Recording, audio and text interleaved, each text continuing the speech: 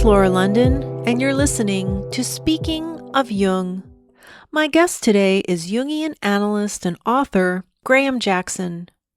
Mr. Jackson received an Honours B.A. in English and French, followed by a Master's in Information Studies from the University of Toronto. His diploma in Analytical Psychology comes from the C.G. Jung Institute in Zürich, where he studied from 1985 to 1990. His thesis for the Jung Institute came out under an inner-city imprint in 1991. Called The Secret Lore of Gardening, the book explores the archetypal background of male-male intimacy. Not satisfied that he had created a well-rounded picture, he composed a Volume 2, The Living Room Mysteries, which continued the exploration. This was published in 1993. He continues to write on Jungian themes for the Ontario Association of Analytical Psychology's professional training and public programs in the form of lectures. He's also engaged in writing a novel series, a saga that looks at the psychological history of a handful of characters over a period spanning 40 years. Our talk focused on his recent presentation, War on Eros, in which he refers to Jung's statement, "Where love reigns, there is no will to power, and where the will to power is paramount, love is lacking."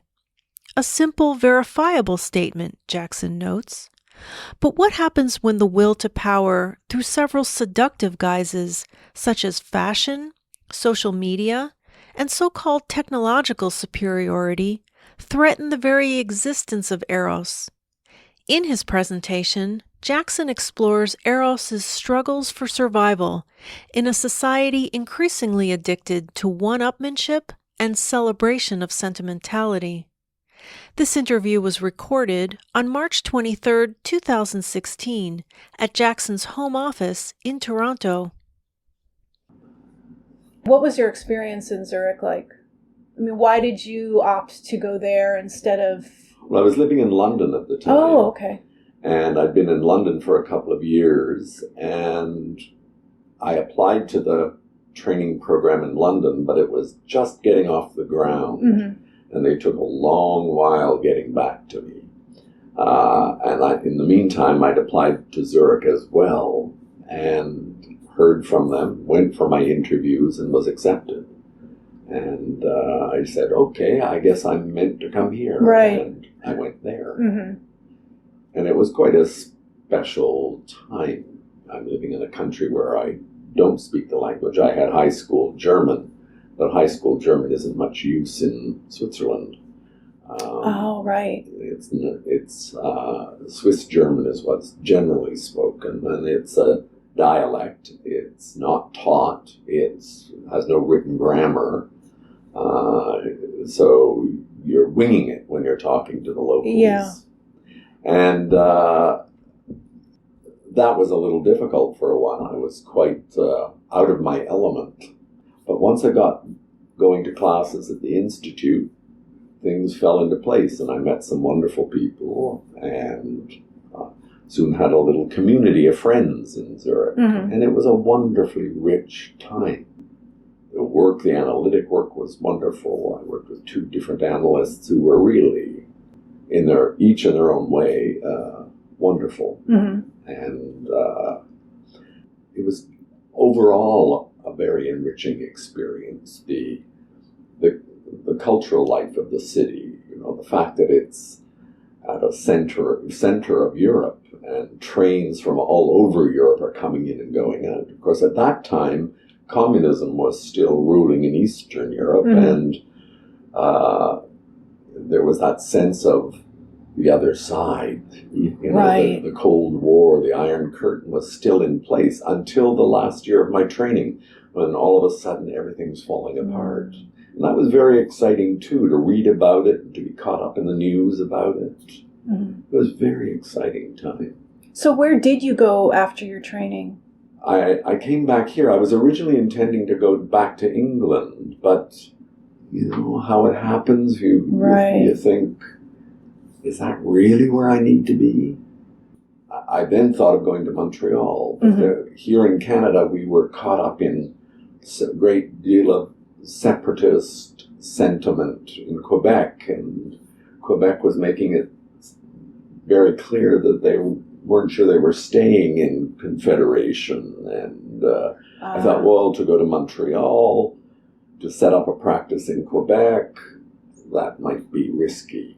So I came back to Toronto, my hometown. And you set up a private practice? Yes. Yeah. Yeah, immediately. And that was interesting. I mean, it was like coming back to a city I'd lived in years and years and years ago. So much had changed in those 6 years since I'd been living abroad. There was, of course, a new, very conservative government in power, and money was how can I say, it was the centerpiece of socio-cultural life here at that time. New buildings going up, new enterprises taking over the center stage, and it was a very business-oriented atmosphere, and it was very different from when I left. Yeah. It was still a little, back in 83, it was still a bit ragtag in Toronto. And then 1990 it was changed. And there was an audience, a real audience for inner work, for inner exploration, maybe compensating for the emphasis on money. Interesting, and business and the corporate mentality. It was quite exciting, and I got a practice very quickly. Within 6 months, I had a full practice. And that was in the beginning of the 90s. That was 1990 itself, yeah. You have 2 books that were published by Daryl Sharp's Inner City Books. Yes. The first one was published in 1991. That's right. And it's called The Secret Lore of Gardening, Patterns of Male Intimacy. Right. Tell us a little bit about that one. Well, it was a book. It's a book that actually came out of a dream. And the dream happened in my first 2 or 3 months in Zurich. I went to see my analyst and told him, well, I've had a dream. And the dream was I was with my old partner. And he had come into the house, and it was my parents' house, as it turned out in the dream. And he'd come into the house and said, I've done a test. And I've come out green. That means I'm a frog, he said. I said, oh, I should do that test. So in the dream, I did the test. And I came out yellow.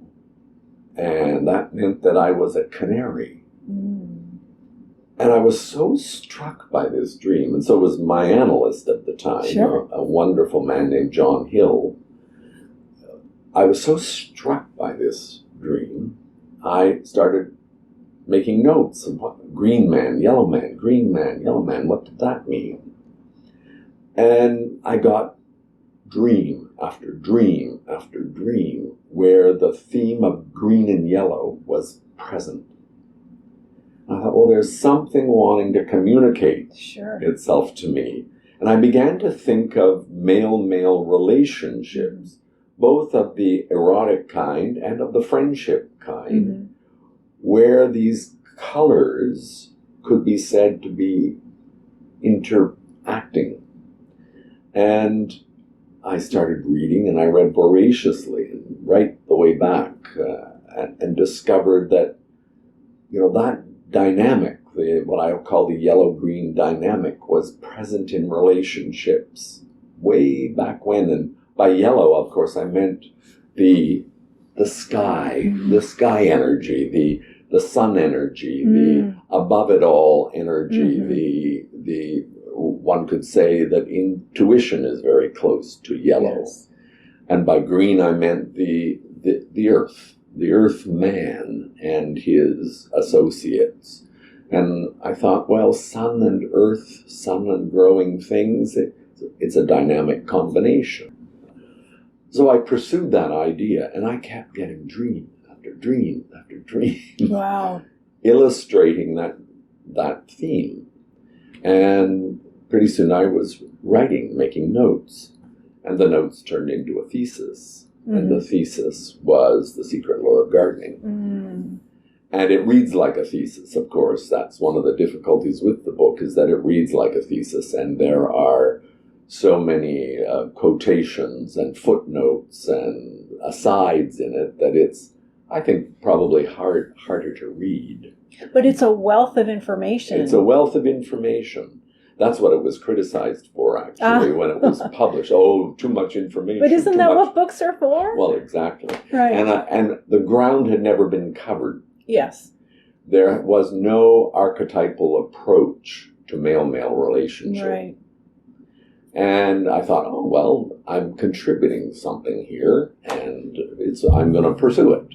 And then I thought, but it doesn't describe everything. The green-yellow dynamic, that is, doesn't describe everything. So I discovered red and blue. I thought about red and blue and what that would mean. And that brought me to another book. So that's book 2, The Living Room Mysteries, Patterns of Male Intimacy, book 2. And that came out a couple years later? 93. Okay. Yeah.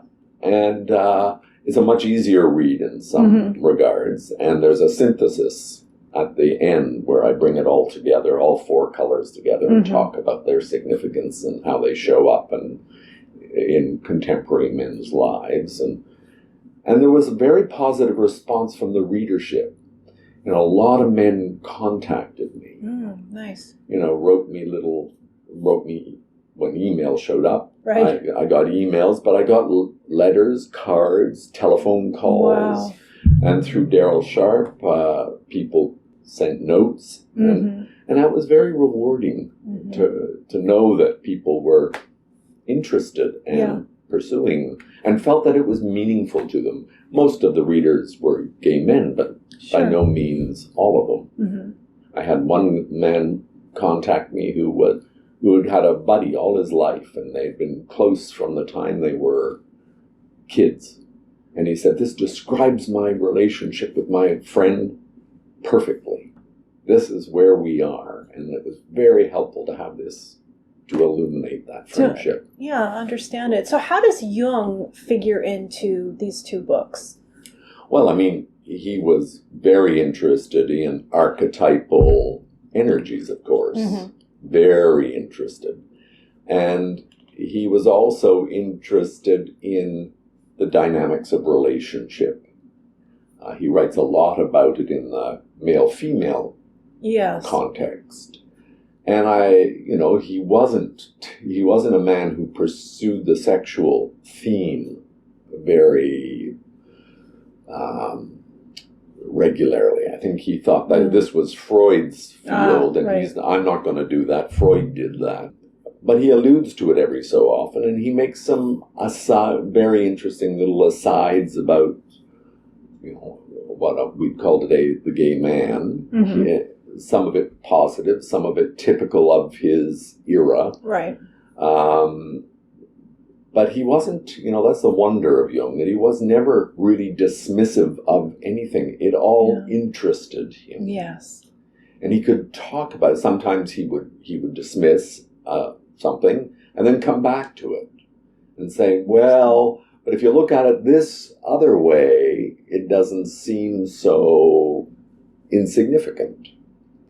And he was always doing that with subjects and correcting himself and amending himself. And a lot of people who like things to be straightforward and clearly defined find that very irritating. I mean, he's not the easiest writer to read. I had a professor in Zurich, a wonderful man named Mario Jacobi, who's written a lot of books and just passed away a couple of years ago. But he said something in a colloquium one day that has always remained with me. He said, with Jungian psychology, the doors and windows are open. You can take a lot in and not be disturbed by it.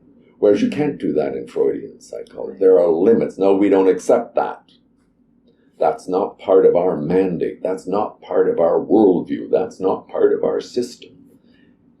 Jung had a system, sort of, but he kept opening the doors on things. Yeah. You know, and adjusting his point of view to receive new information. And I believe that's what makes Jungian psychology so compelling. That there's space, there's light. It's like a well-aired house.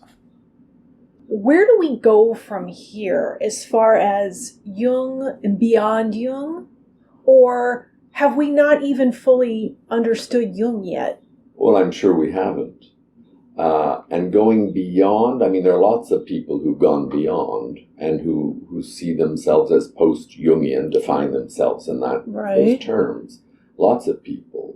And that usually means incorporating a fair bit of, neo-Freudian thought. And now, of course, neuroscience is making an impact, and a lot of Jungians I am aware of are taking on neuroscientific points of view. The whole question of trauma has become a central focus for many, and that's altered how we talk about Jungian concepts. Trauma has added another color to the palette, and it's very much front and center now. Yes. So people have gone. I mean, James Hillman went beyond Jung in a manner of speaking. His archetypal psychology was a reaction to what he felt were the limitations of Jungian psychology, but it's clearly, his archetypal psychology is clearly built on a Jungian foundation. Mm-hmm. So there are people who are defining themselves as post-Jungian. I myself am very interested in existential psychotherapy, mm-hmm. and have attempted to incorporate existential psychotherapeutic ideas into my practice. They can coexist in the same house. That's what Jacobi meant when he said the doors and windows are open. I brought in the existential approach and find it very, comfortable with Jungian ideas. Mm-hmm. Mm-hmm. Now there are existentialists who say, no, we don't we don't look at the unconscious in this or that way. We don't deal with the unconscious. But Rollo May, one of the great existential psychotherapists, towards the end of his life was saying we need to pay attention to Jung. We need to pay attention to his way of working with psyche, his way of working with the unconscious. Mm-hmm. Dreams are an important factor in psychotherapy. Mm-hmm. You gave a lecture or presentation called The War on Eros. Mm-hmm. And in the description, you quote Jung as saying, where love reigns, there is no will to power. And where the will to power is paramount, love is lacking. Right. What does that mean? Well, I think what he's saying is that clearly he's saying the two things are incompatible. Power comes in the room, Eros goes out. We're no longer in the presence of Eros. How would you define power in that sense? Well, in that sense, Eros, if I may define Eros as the capacity for relatedness, mm-hmm. to be present to and related to whatever is the other, whoever is the other. Okay. It's relating. Power is not about relating. Power is about taking charge of, assuming control of. Power is dictating to the other, whatever the other is, your agenda. Your agenda. Yeah. Yeah. And in our culture, there's a surface, very surfacey acknowledgement of Eros, but it's very surfacey and very superficial. Yes, that's what I mean, superficial. Today, or has it always been this way? No, today, I think it's probably been so for a long time. Right. But today I would say it's even more so superficial. Yeah. I mean, once upon a time, sexuality was something that one did in the privacy of one's own domain.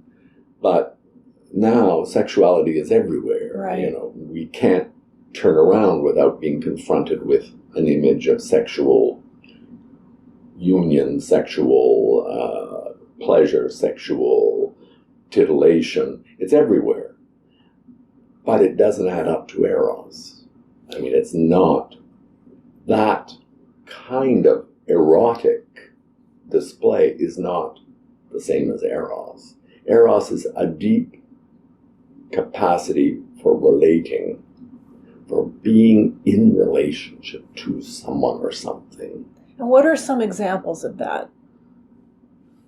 Well, we have a lot of examples, in tried and true examples in literature, in film, in theater, in art, famous couples, famous friendships,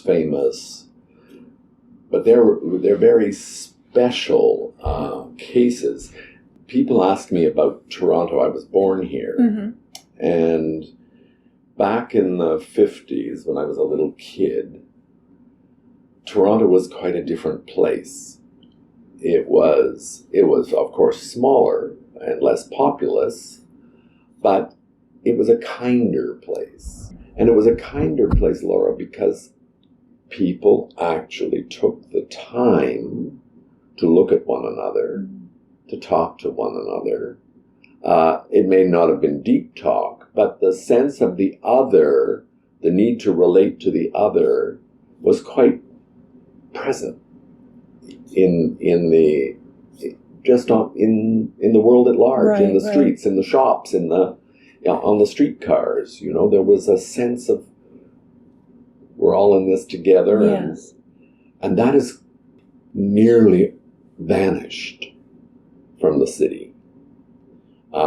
There are formulaic gestures in that direction, but they're just formulaic. People don't really understand, and when I say people, I'm talking mainly about those under 35 people, don't really get it the way we got it. That relating means being present to someone, being able to recognize, take in the reality of the other and deal with that instead of some fantasy of the other. Did it change slowly over time? Well, I think it probably changed over time. When I said I came back here from Europe in 1990, I felt a difference. Yes. But it's really the advent of the internet and all the gadgets that are now available to hook people up to the internet. Yeah. The online life that has made, I think, a huge difference in how we live in the city. And people don't look at one another.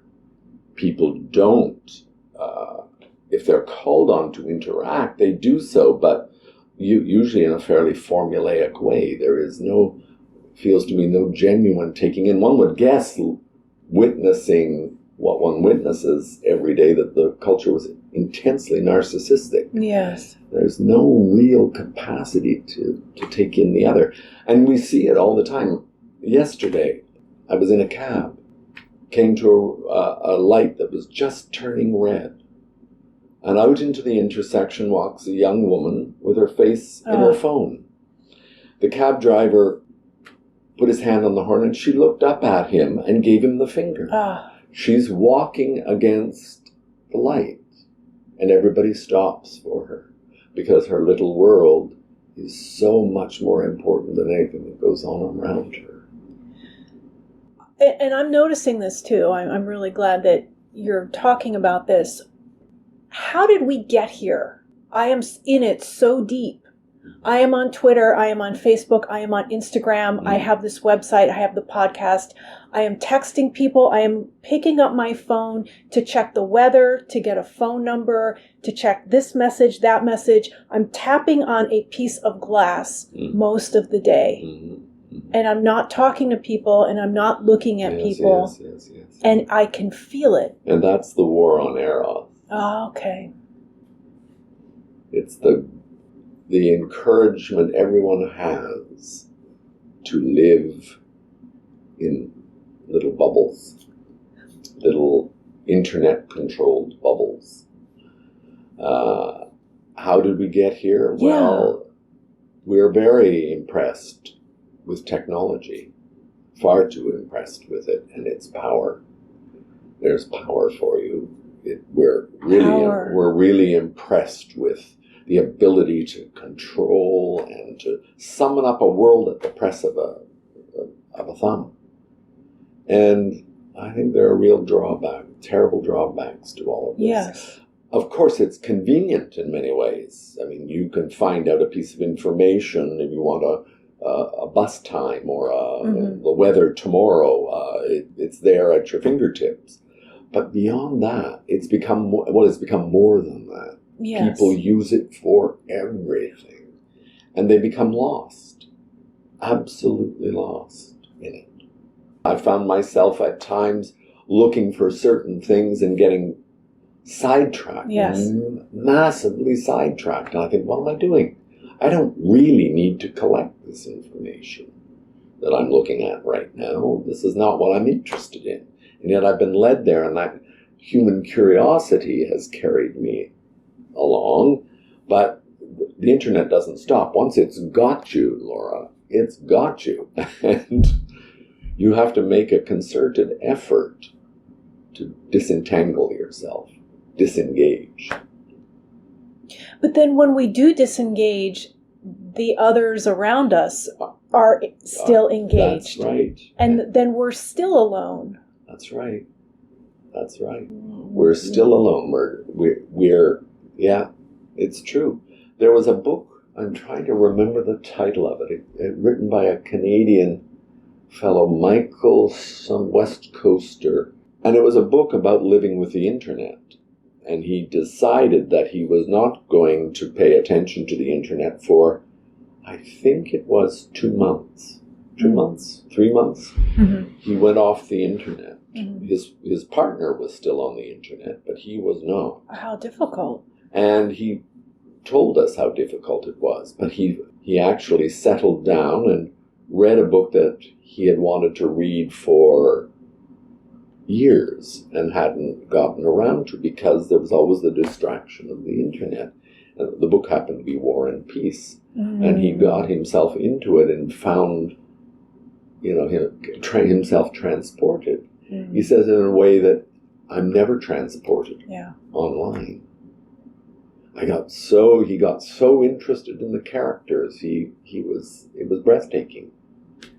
And they made a great impression on him. So I believe, I may be misremembering, but he and his partner made a little plan post experiment to limit their connection to internet use very specifically. And only at certain times would they allow themselves to go online and cruise internet. Right.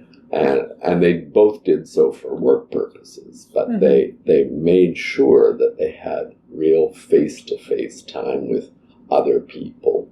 And,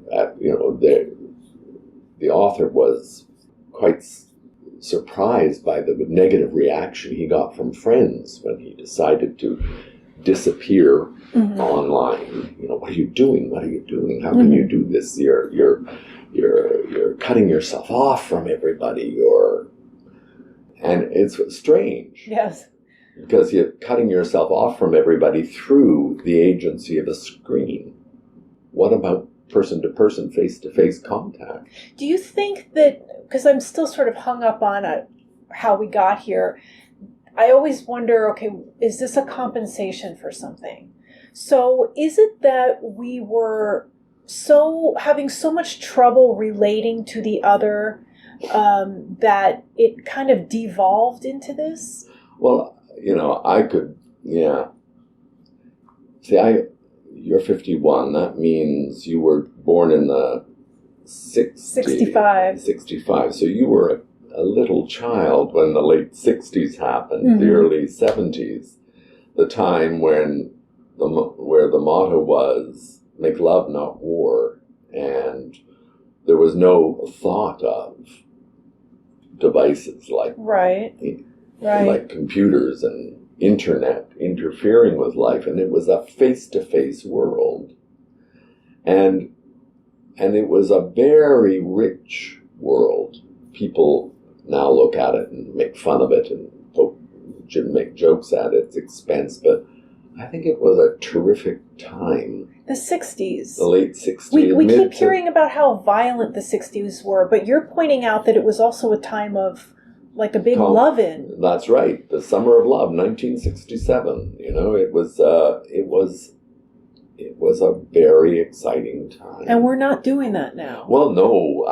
No, we're not. Are we doing it virtually? Well, I'm sure there are people who would say so. Right. How you do a love-in virtually, I'm not sure. Mm-hmm. But I noticed that whole movement got bought up by clever-minded capitalists who saw money-making possibilities. And that movement, that Make Love Not War, Summer of Love movement, got turned into products. I think the same thing happened to Women's Lib. I think the same thing happened to Gay Lib. That we have an audience here. We've got come up with product to monetize sell. It. Yeah, exactly. Okay. Monetize it. And I think that's been a steady process since that time, finding ways of monetizing what start out as very spontaneous experiences of the world and others. We're going to make money off this. We're going to make money off this. I have, at this juncture in my life, I have such a horror of people selling me things. I know. And marketing. I don't want to be marketed to. I have this podcast and it's free. It's free. You can download it. You can listen to it in your browser. You can listen to it on iTunes. It's free, and I'm contacted by people who want me to promote my brand. I'm not a brand. Mm-hmm. I don't want to be a brand. No, this is a conversation. Yes. I'm doing too much of the talking, but it is not at all. It is a conversation. But I'm not looking to monetize. I have no ads on my website, and Yeah. No, I don't want any part of that. So, but yeah, when I feel like somebody's trying to sell me something, it makes me squeamish. And as far as me promoting the books, I just want to be clear, I am part of the Amazon commission program. Yeah. I have not seen a single cent from Amazon. Yeah. It's not about that. I'd like to give people information on what's available on the book. Right. Yeah. Right. But there's something else in the description of your presentation of War on Eros. You ask, what happens when the will to power, through several seductive guises, such as fashion, social media, and so-called technological superiority, threatens the very existence of that questionable fellow Eros? Mm-hmm. I say questionable fellow because... Jung.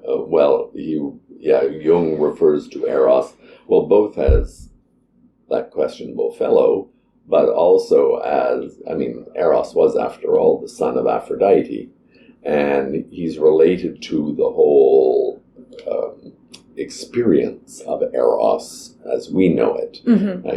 And it's interesting because he calls the principle of Eros the feminine principle par excellence. So there's where Jung goes, gets confusing to people, He's a god, he's the son of Aphrodite, but he's also, if you like to say it, the captain of the Eros, the feminine principle known as Eros. Yeah. Small e Eros.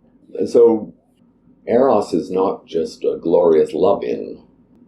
That was the mistake of the 60s. It wasn't a differentiated enough phenomenon.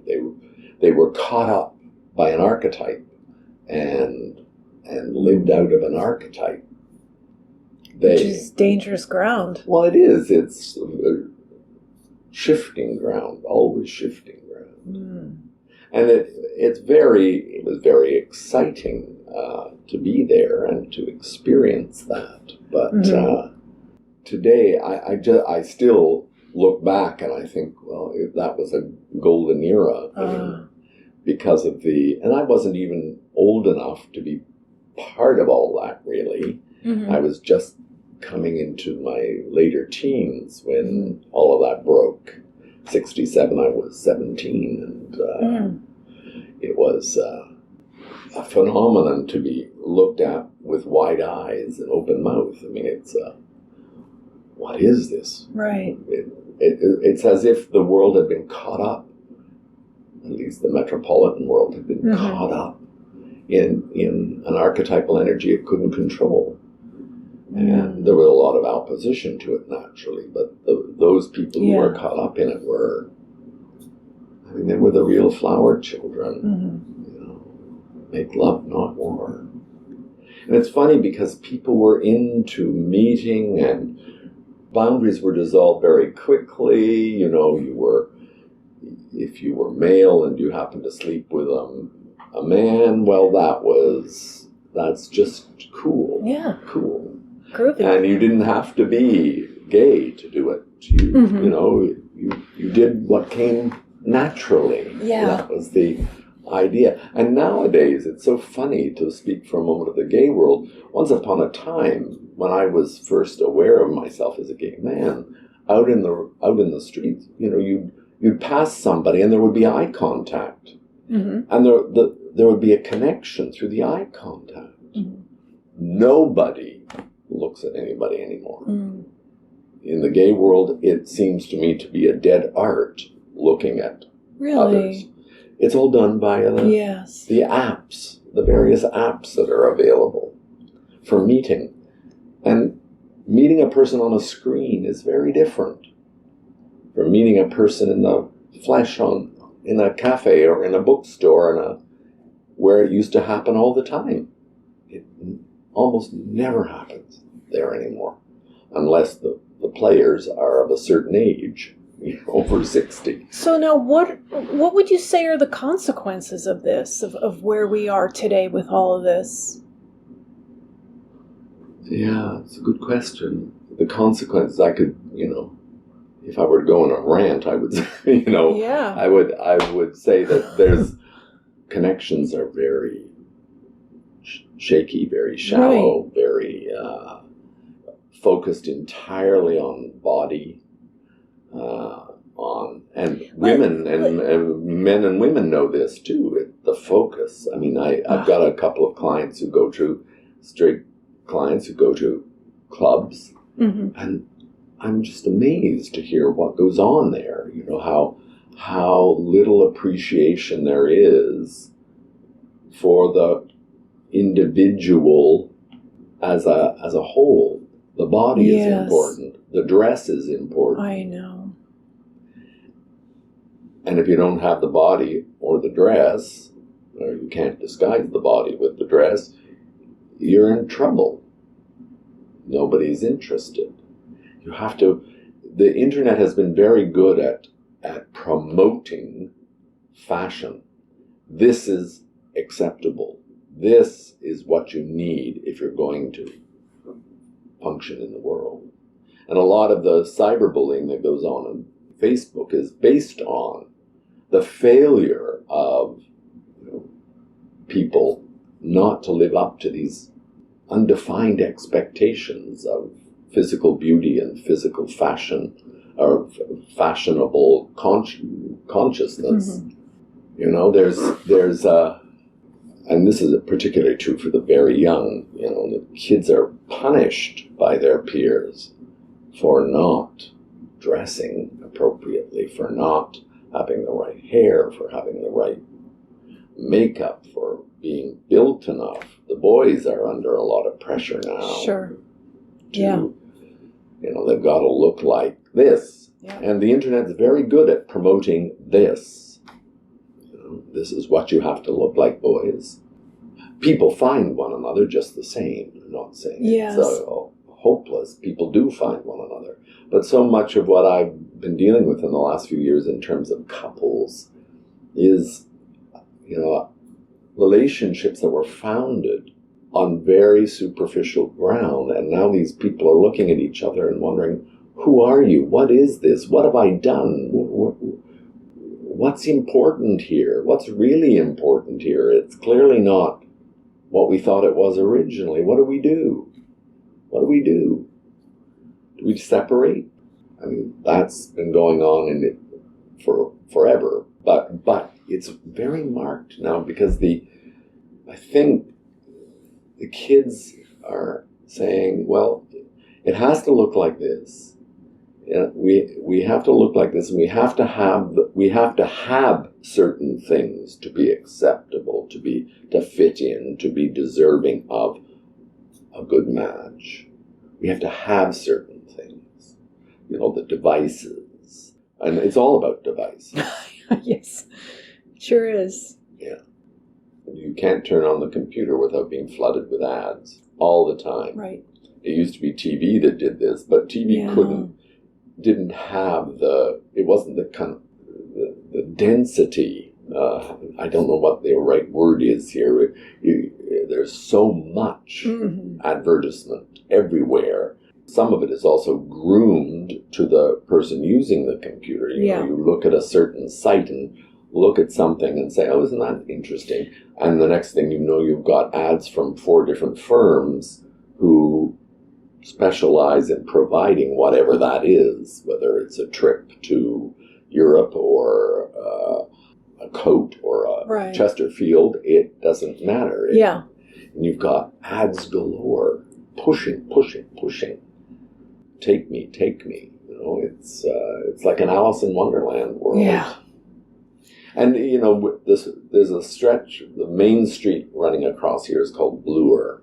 And Bloor up here used to have such a wealth of shopping choices, including a fabulous bookstore, a great butcher shop, wonderful stuff. There are now 3 body hair removal boutiques, very chic and smart and staffed by young people who seem to believe that, you know, removing body hair is critical to your happiness and charging big prices for it. Yeah. Replacing the bookstores, butcher shop, you know. Yes. And I think, oh no, not really. I was at the gym and the Kardashian show was on the television on the machine I was on, and they're so popular. And what I noticed is the whole show was promoting products and doing things like when they go to these doctor's appointments or these plastic surgery appointments or this laser hair removal or this cellulite removal appointment, they have the cameras go with them. And isn't that just to sort of encourage and promote having those procedures done? Of course. Why are, as a Jungian analyst, please tell us, why are we doing this? Well, to fit in. It's always to been about fit in with some notion, some collective notion of what constitutes beauty and success. So why is there a standard of beauty instead of the individual, the uniqueness of the individual, and appreciating? I love unique people. My friends are eclectic, interesting. Why is it that some people want to conform and be with people that are all alike, and others want to run the other way? Well, I mean, because there are rewards for fitting in. There are many perceive there to be great rewards by fitting in, by doing what's recommended by the experts. I put experts in inverted commas because they're a dubious bunch. These people, the Kardashians, why anyone would pay 2 minutes notice to the Kardashians is beyond me. But the fact that you go to the gym and have it on the TV on the machine you're using, I mean, that's part of the whole problem, isn't it? You can't get away from this Yes. stuff. You can't escape it. If you're going to be out in public now, you're everywhere surrounded by it. You can't. In dentists' offices, Yes. my dentist's office, every one of the little offices has a television. TV, and I yeah. always say, can you please turn the TV off when I go in? Because I don't want to sit and look at advertisements. I don't want to sit and look at talking heads talking about next to nothing. Mm-hmm. I just don't want it. I want to be with the Yes. hygienist, and Yes. we have our chat, and she does my teeth, And that's Eros. That's well, yeah. Well, I relating. mean, yeah. And my dental hygienist is extremely related human being, Mm-hmm. very present and very there for me in the time that I'm sitting with her. Well, what happens when you are in a situation where you need to interact with somebody and you notice that they're not present? Oh, well, that happens all the time. Yeah, In shops, it's and particularly if the person is 35 and under, maybe even 40 and under. I don't know. But the young people in particular, they have a little patter they'll do. But when you actually ask them a question, do you know if this will do X, Y, or Z? Right. There's a blankness. Yes. A blankness. And, I'll see if I can find somebody who can answer that question. And they'll go off and maybe 5 minutes later come back with someone. And the person may or may not be able to answer the question. This happened to me just recently, and the person who was brought back by the 22-year-old who was on the desk was a 27-year-old, a man who didn't like not to have the answer, so got very rude with me. In short, well, why are you asking this question? It's because I need the answer. Right. It's all over the place, and I think it's a world Jung wouldn't recognize. Jung and his disciples wouldn't recognize. I mean, my parents wouldn't recognize it.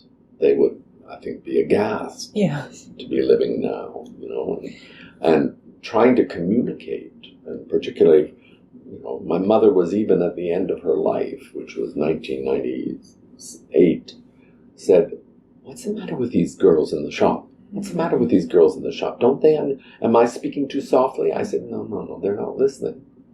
They hear just what their vocabulary is limited, and their ability to take in is very limited. So don't blame yourself for the confusion that ensues in shops. It's not your fault. And she was quite worried about it. And interestingly enough, it's frequently with, there's a lot of bad press about immigrants. Well, living in the United States with your current contender for president. Yes. But the bad press that immigrants have. In fact, in this city, a lot of the people who are most present and most capable of dealing with you and are willing to talk to you are people from other cultures. Yeah. I've noticed the same thing. Yes. I mean, people from the Philippines, people from Europe, people from South America, Africa. They talk. Yes. Many of them are not loaded down with gadgets and devices. They don't have the income for it. And so they're still looking and talking to people. So what's the antidote? I mean, where do we go from here? Well, that's a good question. What's missing in us that... Well, a desire to be out, to be communicating, to be present, a desire to be present.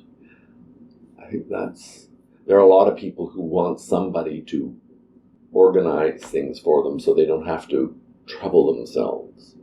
And I think this is the appeal of a psychopath like Donald Trump, is, I've got the answers. And when I need you to run riot in the streets, I'll call on you. We'll take care of you. It's a father complex of enormous dimensions. And there's good reason to be frightened, good reason to be scared today in this world. There's always probably been good reason to be scared, right. But it's because of the machine, the computer, we're very aware of all the threats to us. And I think sometimes they're blown out of all proportion. Right. Mm-hmm. And now they want to microchip us. Right. And turning us into... robots. Yeah. Mm. So are we trying to escape our humanness? Well, I don't know that we're trying to escape. I don't think most of us don't know what our humanness is even. So we're not trying to escape it. We don't know what it is. We want an easy road. We don't want to walk a difficult path. And Jung's path, the path of individuation, is a difficult path. Yes, it is. And he said, you get on that path, you walk it, it's not going to be light and easy. You're going to have to face things, deal with things, and people don't want to. People have now, this is not new. People have always been frightened of what they don't know. But maybe back then they didn't have a choice, and now we do. Well, I think people have always had ways of escaping the journey. Right. Always had ways of escaping the journey, becoming preoccupied with other things that seem in the moment more important and may be more important, in fact. But now it's the whole computer world, the internet world. It's a world of cyberspace. There are no chains on us. We can float wherever we want to go, and they don't want anybody pulling them down to reality. Yeah. To reality, which is pretty grim in many cases for many people. Very grim. Yeah. And this machine keeps promising. And people are wondering, well, why don't I have why aren't these promises being fulfilled? Well, why am I still where I was? And they turn to people like a Donald Trump and get me out of here. Get me out of here. Make this better for me. And he says, yeah, for sure I will. Follow me. I'll make it better for you. Like the Pied Piper of Hamelin. So he won't and he can't, and the only thing we can do is inner work. Well, there's a lot of outer work to be done for sure in society. There's no question. There's outer work that needs to be done. We need to turn our attention to those outer problems that need fixing. But for sure, inner work is a necessary accompaniment to that focus. They're both necessary.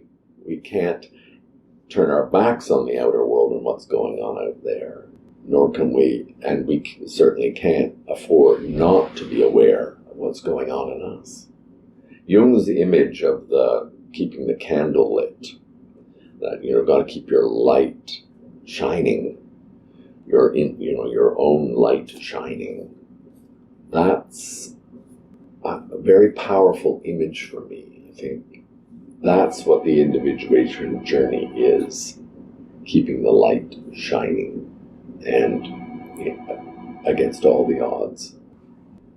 In the description of the lecture, you say that it explores the struggles for survival in a society increasingly addicted to one-upmanship and celebration of sentimentality. What do you mean by sentimentality? Well, when I talked first about the impact of, Eros in our present world, right.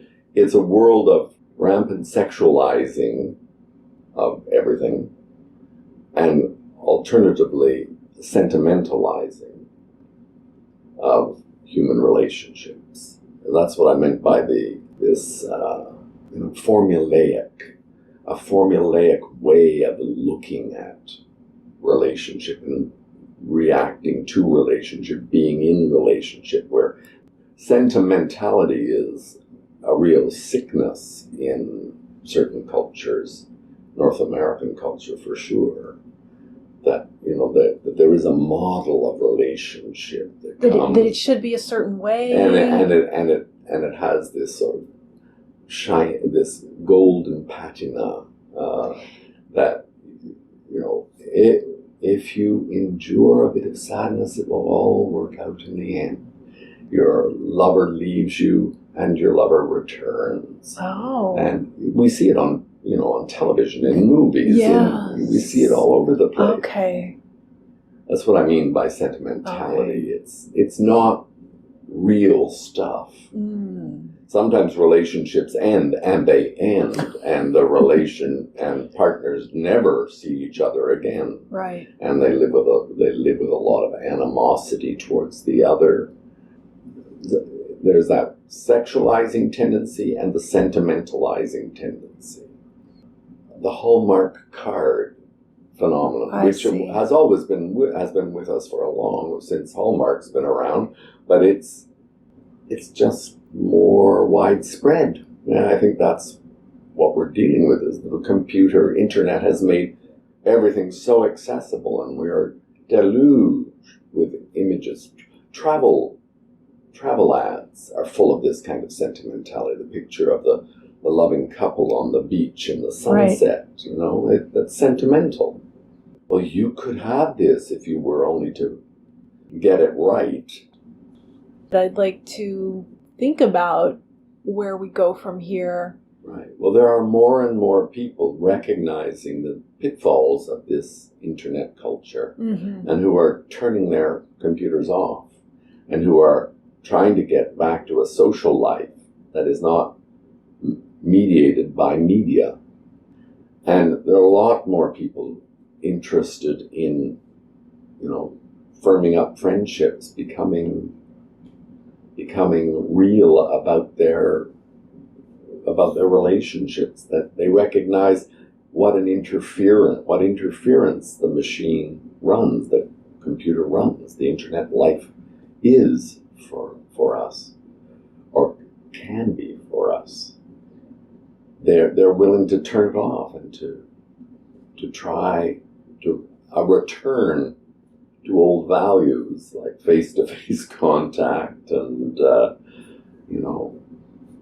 Jung's old plea that everyone keep his light lit. Funny way of putting it, but you know what I mean. Yeah. Keep the candle lit. You can't let that candle go out, because the light that you hold offers light to others.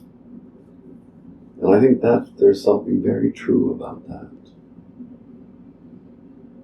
I'd like to thank my guest, Graham Jackson, for his time that day. I found him to be a lovely man with a beautiful voice, and I'm sorry the quality of this recording doesn't do him justice.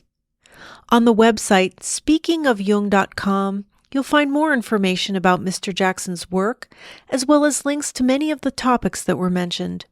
There you'll also find all of the previous episodes of this podcast, which are available to listen to or to download for free. This podcast is also available on iTunes and on Stitcher. Special thanks to Daryl Sharp and Christina Becker, and to United Airlines and the outstanding staff at the Hilton Toronto Airport for helping to make this episode possible. With gratitude to Sean Lau, Charlie Arthur, and Diane Braden, this is Laura London, and you've been listening to Speaking of Jung.